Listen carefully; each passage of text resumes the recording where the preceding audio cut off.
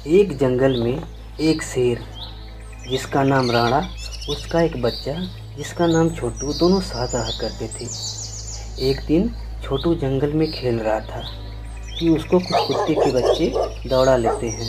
छोटू चिल्लाते हुए भागने लगता है, पापा बचाओ, पापा बचाओ।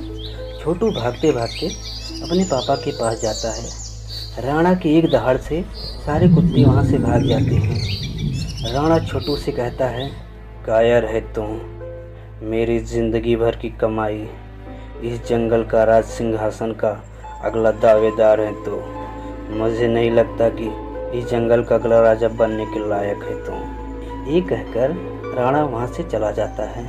अब छोटू मन ही मन सोचता है, मैं किसी काम का लायक नहीं। एक दिन छोटू जंगल में खेल रहा था कि देखा तालाब के पास एक भेड़िया का बच्चा पानी पी रहा था।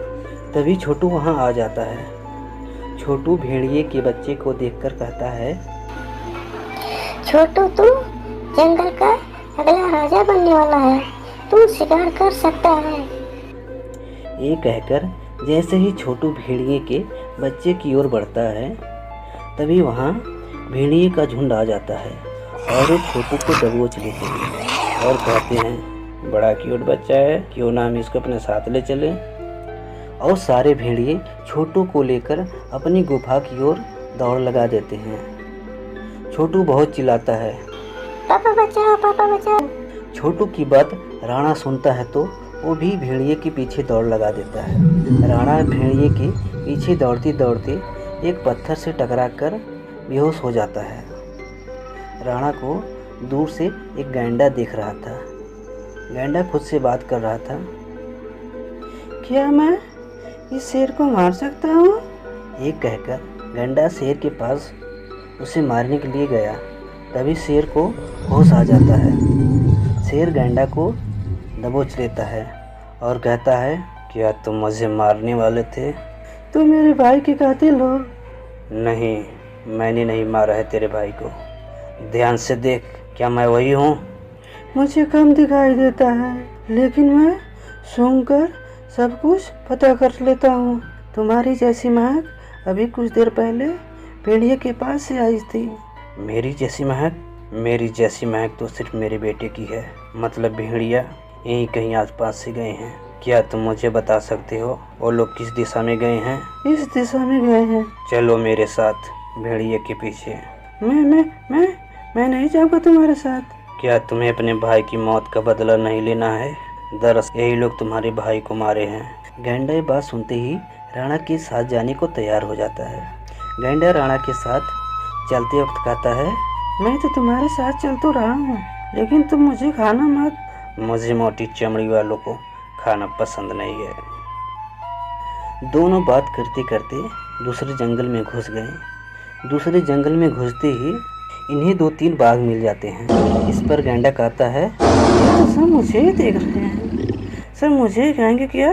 तुम घबराओ मत, इनसे तो मैं अभी निपटता हूँ।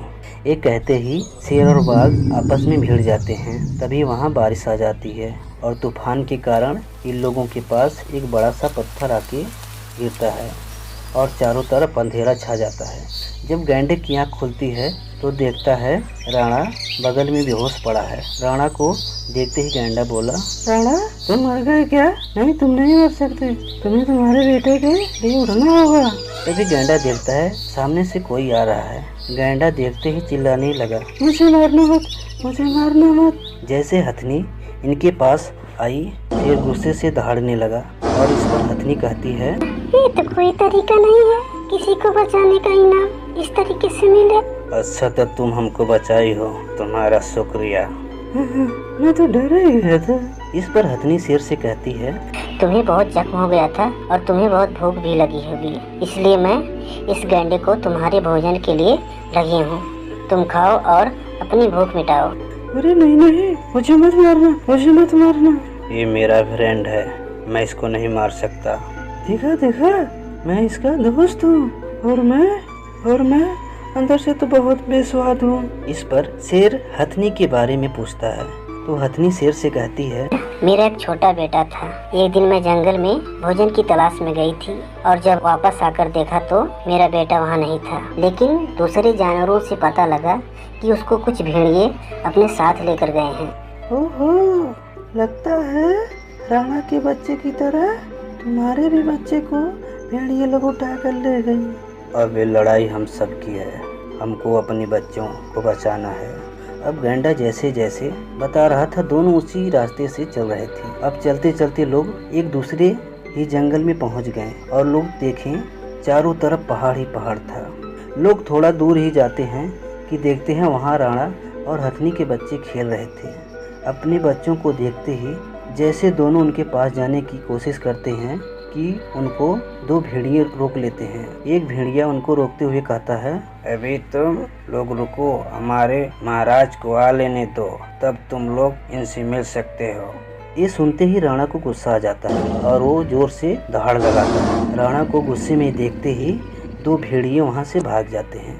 अब राणा और हथनी अपने बच्चों को साथ ले जा ही रहे थे कि उनको भेड़िए के सरदार घेर लेता है और भेड़ियों का सरदार कहता है, तुम लोगों की इतनी हिम्मत जो मेरे ही एरिया में आकर मेरे ही शिकार छीन के ले जा रहे हो।